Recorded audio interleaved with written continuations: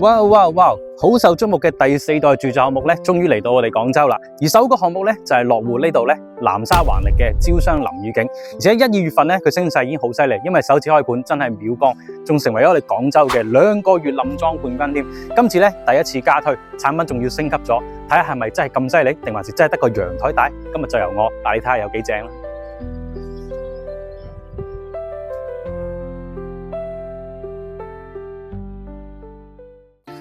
哇！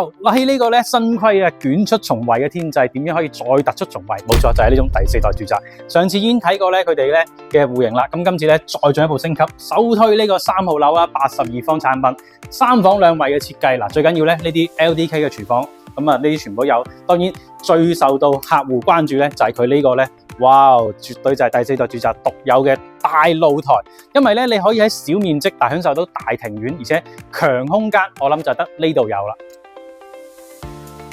有天有地有庭院，係幾多人買樓嘅終極目標呢？可能以往你要買別墅，不過呢度呢，101方就俾到你，所以呢個就係第4代住宅嘅優勢。你睇呢個40方嘅大露台，哇！真係你平時喺度種花養魚乜都得啦，係咪？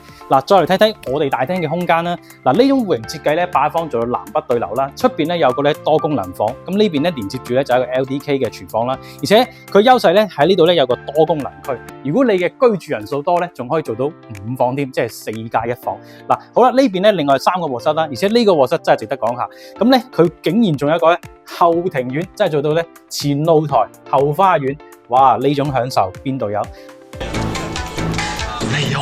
主人房咧亦都係流行嘅一種咧270度大嘅直角採光窗啦，所以成個戶型呢度81方，我覺得真係空間感就拉滿。